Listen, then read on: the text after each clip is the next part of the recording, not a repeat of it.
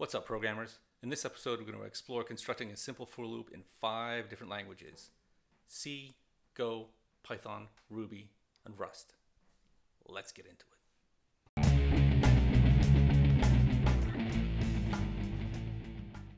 All right, let's get started with our C program here. In our trusty Vim editor, first thing we're going to do is pull in standard I/O.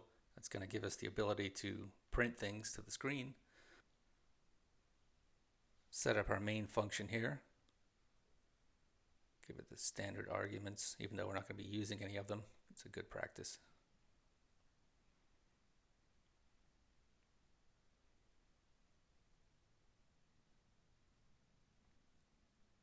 And create our for loop. So what we're going to do here is we're just going to iterate 10 times. And we're just going to print some simple text to the screen. So let's just do hello world and then the number of the iteration.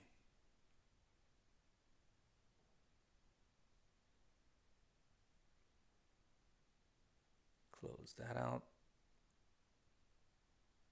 So that's it for our program. Exit out of here and save. Now we just want to compile this into an executable. So we'll just call it hello. Take a look. There it is. So if we run that, hello world 0 through 9. Perfect. All right, let's get our Go program happening here. Set up our main package.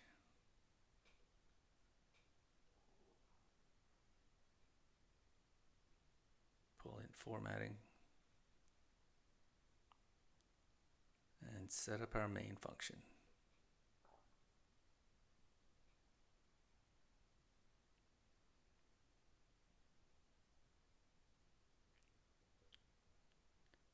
Another simple loop, 0 through 10.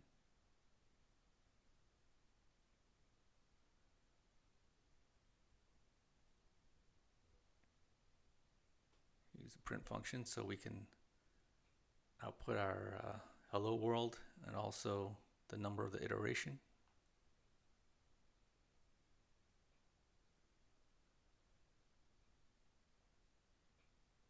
And that should do it. Exit out of here again, save, and then give that a run. There we go. Hello world 0 through 9. Let's get our Python program happening here. I've learned to appreciate this range statement instead of the old C for loop methodology. Newer languages seem to be moving towards this, and it seems to make a lot more sense.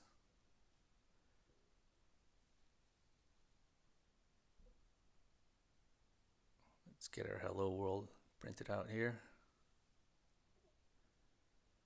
No need to close the braces. Part of the beauty of Python is just the simplicity. Give it a run there.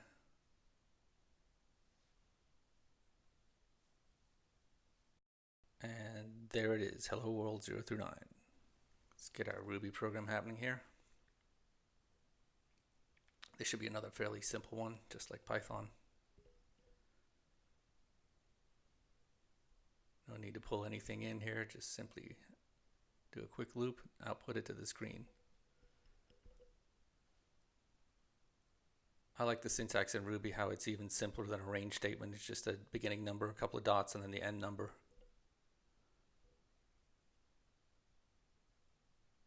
Use the Ruby string formatting in there to output the string and the number. Save that and exit.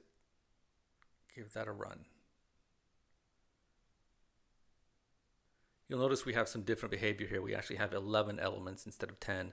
That's because in the other languages, the maximum element in the for loop is being compared as less than. In Ruby, it's actually using less than or equal to. So we get that one extra element in here. All right, the last language, Rust. Strong up and coming language. Let's just get our main function declared. Range statement, just like Ruby.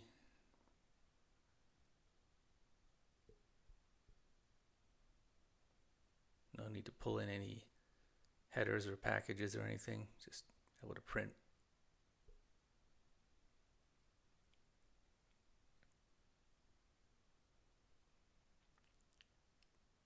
Print our string and the number, save and exit, and then use rustc, the Rust compiler, turn our little Rust program into an executable. And if we take a look, there it is, hello. Give that a run.